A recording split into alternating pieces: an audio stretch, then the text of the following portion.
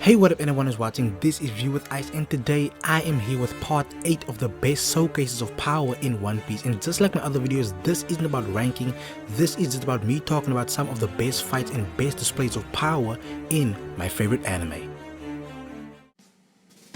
I'm gonna be starting off this list with something very simple, and that is gonna be Luffy versus Don Krieg.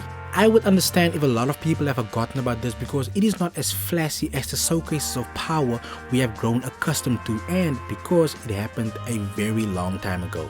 One Piece was still in its more simplistic phase, but I fell in love with it after I saw Luffy's display of power when he punched right through the iron spiked cloak of Don Krieg.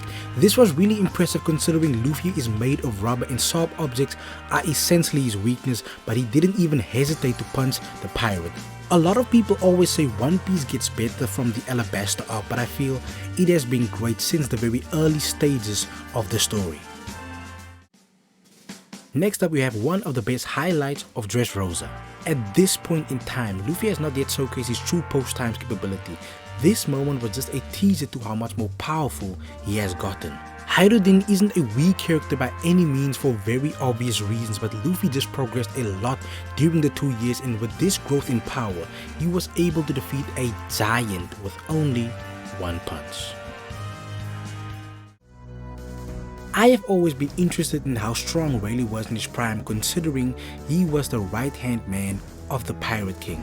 Rayleigh has shown us before how powerful he can be, but it is only during the Odin flashback that we really saw how ridiculously powerful he was by stopping one of Marco's attacks and only using one finger.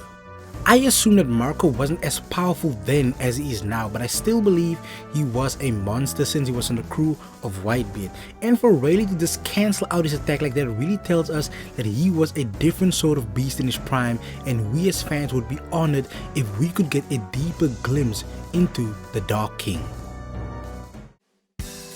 I have already made 7 other showcases of power videos, and in all that time I have never mentioned Franky, and I feel I have to put some respect on his name in this one and mention his fight with Fukuro.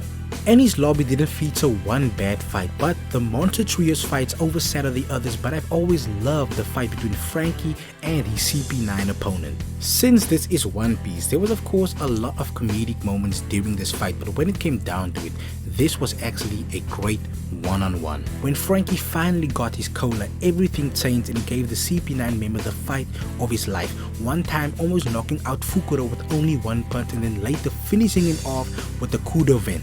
I know Franky has enhanced his body and he has General Franky in his arsenal, but if I'm gonna be completely honest, this version of Franky is still my favorite. Oars is one of the biggest characters we have ever seen in One Piece, and that is actually saying a lot since the story has so many different characters with ridiculous shapes and sizes. He defeated the giant vice admirals like it was nothing and picked up a navy warship and tossed it, just showcasing how incredibly powerful he is. The way he came in, you would have thought that he was gonna be the ultimate game changer in this fight, but Kuma stepped up and really just showed us here that bigger isn't always better when he took out Oars with only one technique. I will definitely file the Pawpaw Fruit in the underappreciated Devil Fruit category. I also consider this moment to be one of the most underrated one-shots in the story. You rarely hear people mention it in these type of videos, but it was impressive and I felt that Kuma deserved some recognition. Jinbe most likely had the easiest fight out of all the Straw Hats during their final battle. Now, it's not like Who's Who wasn't a powerful opponent, he did do some damage on the fishman, but at the end, Jinbe simply outclassed him. Jinbe has been one of my absolute favorite characters ever since he was introduced. Until this very day, we still don't know the exact extent of his powers. I also feel that he is one of the best fighting styles in One Piece. He is simply just a badass martial artist. No devil fruit, no body enhancement, just pure haki and fishman karate. I also think if they would have put him up against Zack or Queen, he still could have gotten the win mid to high difficulty. With everything he has shown us so far, I feel I can expect that from the former warlord. I just hope we can soon see a fight that pushes him to his absolute limit, similar to a Sanji versus Queen or a Zoro versus King.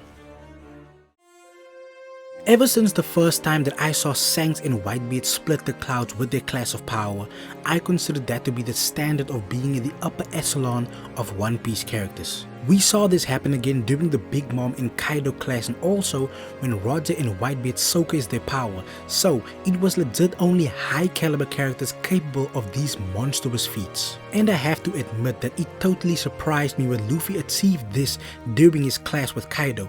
For a long time I felt that it would take longer for him to reach this level. But considering he trained with advanced haki during his time in prison, it only makes sense that he would get stronger. I just didn't realize how much this advanced haki would elevate him. Luffy is on a completely different level now, and I'm not even talking about Gear 5. After seeing him pull this off, I have come to terms that One Piece is nearing the final stages of the story. I don't think it would be wrong to say that this is one of the absolute best fights we have ever had in this show. King was highly impressive here, but Zoro stood out for me just a little bit more, not because he is the hero in this scenario or the fact that he is part of the main cast, but because this was the first time we have ever seen him go full out ever since the beginning of the time skip. From Sabaody to Wano, there has been a lot of tough situations in between, but for the most part Zoro came out of it with almost no damage, and in this fight between the two right-hand men, he finally gave it his all. King may have been defeated here, but I like his character and I wouldn't mind seeing him again sometime in the future. I'll admit to you now that this arc has irritated me from time to time because of its length, but moments like these just makes me appreciate Wano even more. As I said in another one of my videos, Captain Kidd did incredible things in this fight, but the award for the best showcases of power has to go to Trafalgar Law and Big Mom. The Ope Ope no Mi proved once again why it is such a unique and valuable fruit. Each time that Law is in a big fight, he displays just more and more things that his fruit is capable of doing, and I fully believe there is much more we can see from this power in the future. I also have to give big respect to Big Mom. For a very long time I didn't pay her ability no mind, and after watching this fight I have to give it the respect that it deserves. It is without a doubt one of the best powers out there, and it has so many capabilities. She was even able to repair her broken hand and just continue to go on a rampage. She also has a ridiculous level of durability because she was able to withstand so much punishment, and at the end of the day she wasn't even defeated. Law and Kid of course got the W for the day, but they couldn't manage to knock her out during this fight, just showing to us how powerful she is, and this will surely not be the last time that we see Big Mom. And the final showcase in this video is of course going to be Gear 5th. When I initially saw the craziness of this new transformation, I had slight mixed feelings. However, I felt that it was the best build up to any transformation Luffy has ever had, but I was kind of on the fence about the cartoon sound effects and such. But after episode 1072, I have somewhat changed my mind and just embraced the outlandishness that is Gear 5th. Luffy vs Kaido has given us so many great displays of power, but this is on a completely different level from anything we had ever seen. This could be seen when he deflected one of Kaido's biggest attacks like it was nothing, but things got really disrespectful when Luffy used Kaido as a jump rope. Using one of the strongest characters in the entire story as a jump rope is just a disgusting display of power, and the thing that makes this even worse is the simple fact that the fight isn't even over yet. So going deeper, we might just experience even more amazing things from Gear 5th.